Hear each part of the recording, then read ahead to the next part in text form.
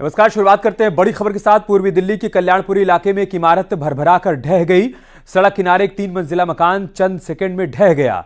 कल्याणपुरी इलाके के 11 ब्लॉक की घटना है। पुलिस ने बिल्डिंग से लोगों को समय रहते बाहर निकाला, जिसके बाद बिल्डिंग देखते देखते धराशायी हो गई। दिल्ली से तस्वीरें सामने आई हैं। आप देखिए 4 मंजिला बिल्डिंग कैसे देखते देखते ढह गई। राहत की बात यह रही कि समय रहते पुलिस ने सभी लोगों को घर से बाहर निकाल लिया था। दिल्ली के कल्याणपुरी इलाके की तस्वीरें आप देख पा रहे हैं, जहां पर पहले से अंदेशा था कि मकान गिरने की कगार पर है, लिहाजा पुलिस टीम मौके पर पहुंचती है और घर में मौजूद सभी लोगों को समय रहते सुरक्षित बाहर निकाल लिया जाता है। उसके बाद ताश के पत्तों की तरह ये मकान देखते देखते ढह जाता है।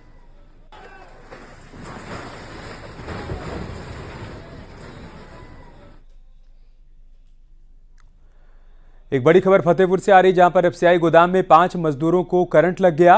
2 मजदूरों की मौके पर ही मौत हो गई है। 3 मजदूर गंभीर रूप से झुलस गए हैं। छत का लेंटर डालते वक्त करंट लगा। पक्का तालाब स्थित एफसीआई गोदाम का यह मामला है। करंट की चपेट में 5 मजदूर आए। 2 की मौके पर ही मौत हो गई। 3 मजदूर झुलसे हैं, उन्हें फौरन अस्पताल में भर्ती कराया गया है, वहां उनका इलाज चल रहा है।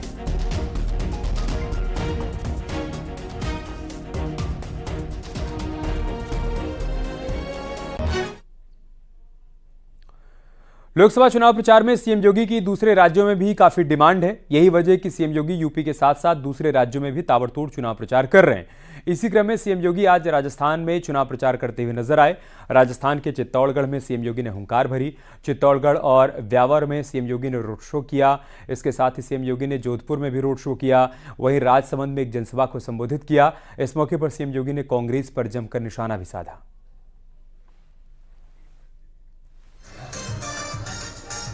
और सीएम योगी के चुनाव प्रचार की 3 तस्वीरें हम आपको दिखा रहे हैं। राजस्थान के रण में आज सीएम योगी ने हुंकार भरी है। चित्तौड़गढ़, जोधपुर, राजसमंद तीनों ही जगहों पर बीजेपी प्रत्याशियों के लिए उन्होंने प्रचार किया है। जनसभा को संबोधित करने के साथ साथ सीएम योगी ने रोड शो किया और जनता से अपील की बीजेपी प्रत्याशियों को वोट देने की, ताकि तीसरी बार केंद्र में बीजेपी की सरकार बन सके।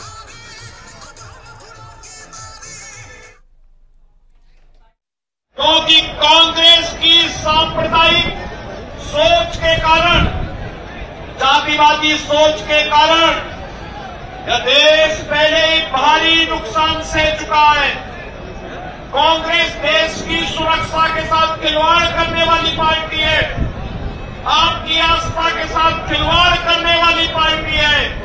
और कांग्रेस को आज आप नए भारत में देख रहे होंगे, आज तो कहीं थोड़ा सा जोर से पटाखा फटता है तो पाकिस्तान सफाई देता है कि मेरा हाथ नहीं है। लेकिन बहनों भाइयों, कांग्रेस के समय में आतंकवादियों को बिरयानी खिलाई जाती थी। राम के लिए कहा जाता था कि राम पैदा ही नहीं हुए। हमारी आस्था के साथ खिलवाड़ किया जाता था। बहनों और भाइयों, जो हमारी आस्था को सम्मान नहीं कर सकते, राष्ट्रीय सुरक्षा को सुदृढ़ नहीं कर सकते, हमारी विरासत और विकास की यात्रा में हमारे साथ सहभागी नहीं बन सकते, उन्हें सत्ता में आने का कोई अधिकार नहीं होना चाहिए। कांग्रेस के अधिकार खो चुकी है।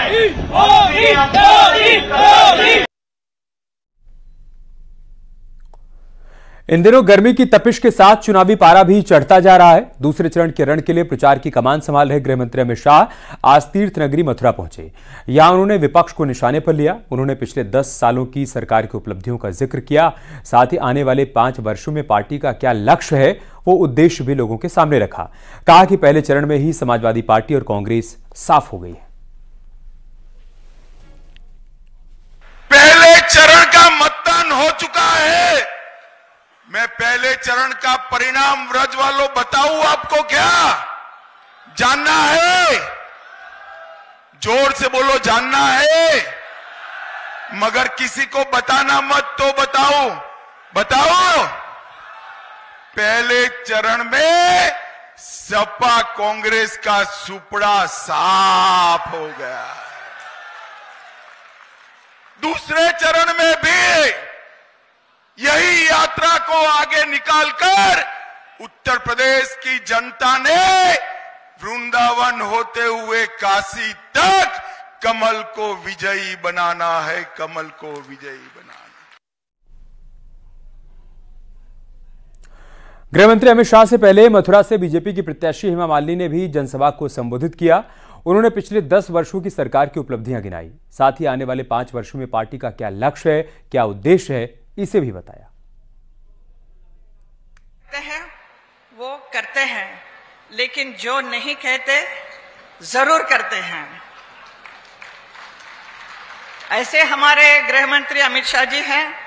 अमित शाह जी नागरिक संहिता, समान नागरिक संहिता, यूनिफॉर्म सिविल कोड लागू कर मोदी जी की इस गारंटी में शामिल हो गया है। ये भी अभी तो बस ट्रेलर है, पूरी फिल्म बाकी है। अभी बहुत कुछ आपको देखना है, भारत को कैसा अभी आगे और चल रहा है। हमारे गृह मंत्री अमित शाह जी और मोदी जी के नेतृत्व में और कितना खुशहाली का जीवन आप सबको मिलने वाला है, आप सब देखेंगे। वहीं मथुरा से बीजेपी की प्रत्याशी हेमा मालिनी की बेटी ईशा और आहना देओल भी अपनी मां के समर्थन में मथुरा पहुंची हुई हैं।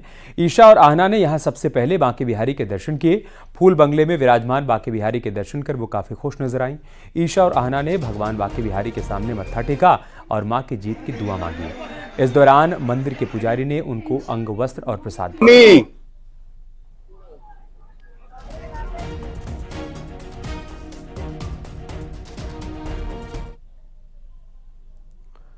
भगवान के दर पर मत्था टेकने के बाद ईशा हेमा मालिनी के प्रचार के लिए मथुरा के कॉलेज श्री गिरिराज महाराज कॉलेज पहुंची। यहां पर उन्होंने युवाओं से बातचीत कर वोट के लिए उन्हें प्रेरित किया।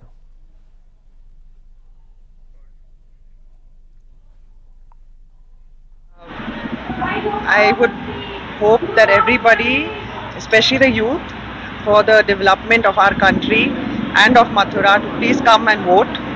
And that's a request from all of us, because we want to see the changes that are already taking place. We want to see a lot more happening, and it's happening, and we need the support of especially the youth. एक और मां हेमा मालिनी के लिए उनकी बेटियां प्रचार कर रही हैं, तो वहीं दूसरी ओर मैनपुरी में समाजवादी पार्टी की उम्मीदवार डिंपल यादव के लिए उनकी बेटी अदिति यादव भी प्रचार में जुटी हुई हैं। अदिति यादव गांव-गांव जाकर अपनी मां डिंपल यादव के लिए मतदान करने की अपील कर रही हैं। जनता भी अदिति का भव्य स्वागत कर रही है। इस दौरान लोगों ने नारेबाजी की। लोगों ने अदिति को मुकुट पहनाकर सम्मानित किया। करहल विधानसभा के नगला सखी में समाजवादी पार्टी की विशाल जनसभा हुई, जिसमें अदिति यादव शामिल हुई।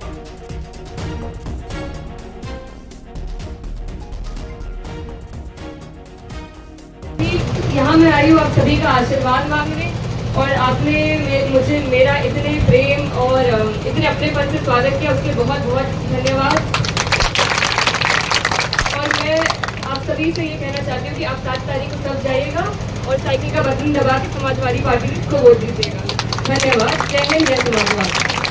नेताजी अमर रहे। भक्ति यादव जिंदाबाद, भक्ति यादव जिंदाबाद। अमरोहा, जहां कल प्रधानमंत्री मोदी की रैली थी, वहां इसी जमीन पर आज इंडिया गठबंधन की जनसभा हुई, जिसमें कांग्रेस नेता राहुल गांधी और समाजवादी पार्टी के अध्यक्ष अखिलेश यादव दोनों एक साथ नजर आए। राहुल गांधी और अखिलेश यादव एक साथ मंच पर पहुंचे और दोनों ने हाथ हिलाकर जनता का अभिवादन स्वीकार किया। आपको बता दें कि अमरोहा लोकसभा सीट इंडिया गठबंधन में समझौते के तहत कांग्रेस के खाते में गई है। कांग्रेस ने यहां से बीएसपी सांसद दानिश अली को मैदान में उतारा है। जनसभा को संबोधित करते हुए अखिलेश यादव और राहुल गांधी ने बीजेपी पर निशाना साधा। ये गारंटी नहीं, ये घंटी है इनकी।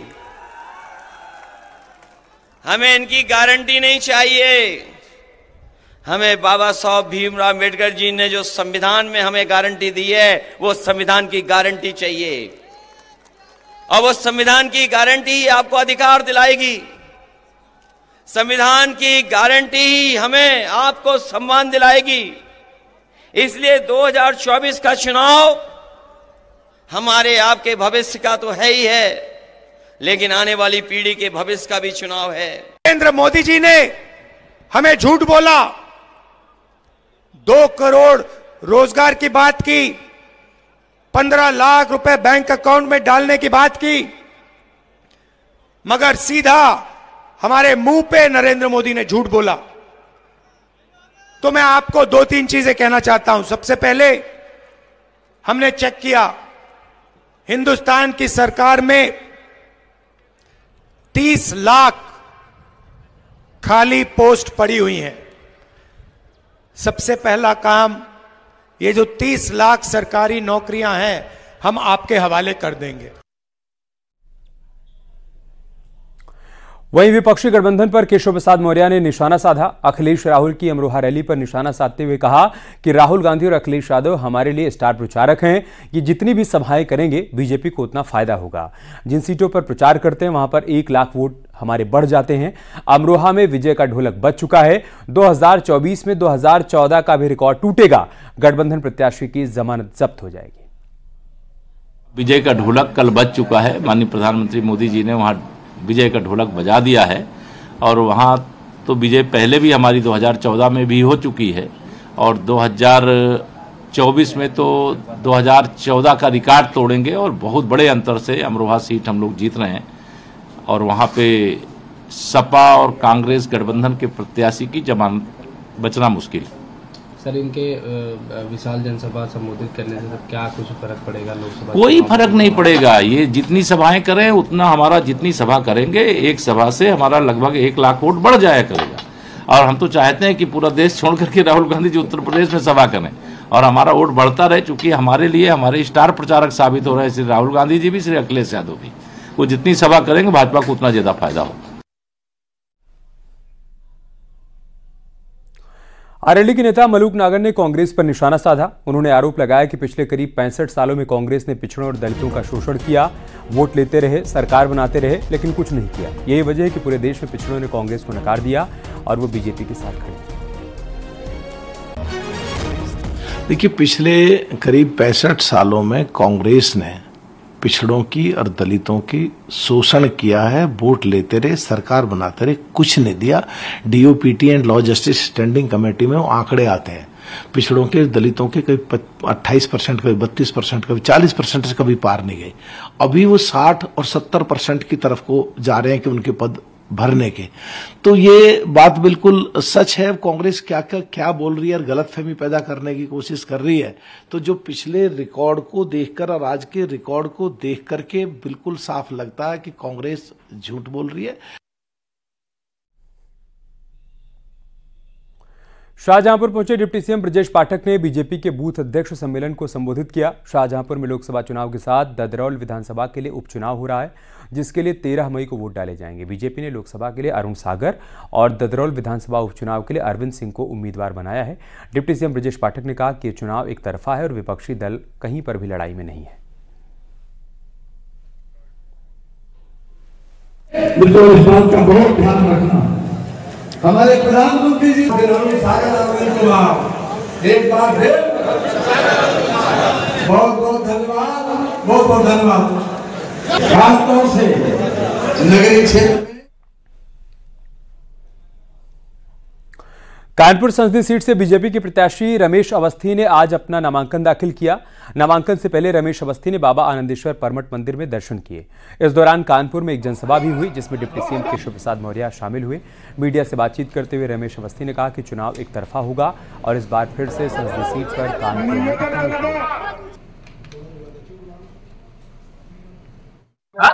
देखिए, ऐसा मुख्यमंत्री ने वो पूरे प्रदेश का दौरा कर रहा है। पूरे प्रदेश में जो माहौल दिख रहा है, इस माहौल के आधार पे विपक्ष का सफाया हो गया है और इसलिए उस आधार पर उन्होंने कहा। और आज जब वो आए हैं, जो जिस उत्साह के साथ कार्यकर्ताओं ने उनका स्वागत किया और भारी भीड़ थी, उस माहौल को देखते हुए उन्होंने कहा कि जो विपक्षी है हमारे प्रत्याशी, उसकी जमानत जब्त होगी और इसमें कोई संदेह नहीं। जिस तरह से चुनावी माहौल बन रहा है, माननीय मोदी जी की जो योजनाएं हैं जन जन तक पहुंच रही हैं, इसके आधार पर हम लोग कह सकते हैं कि जमानत जब्त होनी तय है।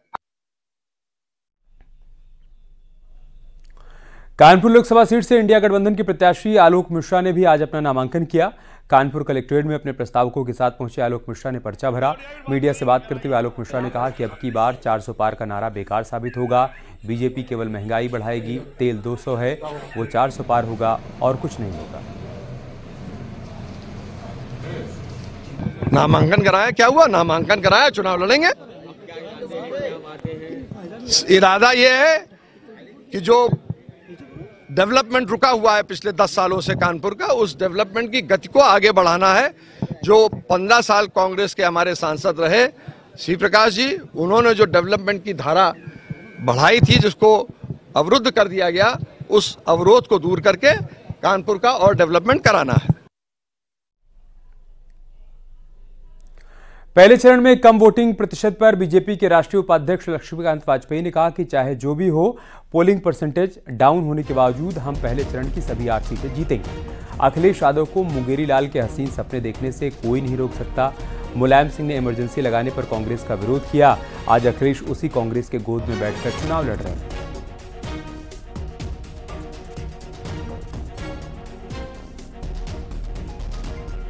क्या भाजपा को नुकसान हो रहा है या फायदा हो रहा है? नहीं, फायदा तो 8 सीट है, 8 हम जीत रहे हैं, उससे ज्यादा का फायदा तो गुंजाइश ही नहीं है।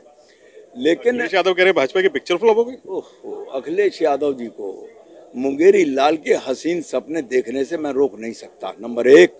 नंबर 2, मेरा कहना है, आदरणीय अखिलेश जी एक बात का तो जवाब दें, उनके पिता ने इमरजेंसी लगाने पर जिन पार्टी का विरोध किया था, आज उन्हीं की गोद में बैठना उनकी क्या मजबूरी है, जनता को ये भी तो बता दें।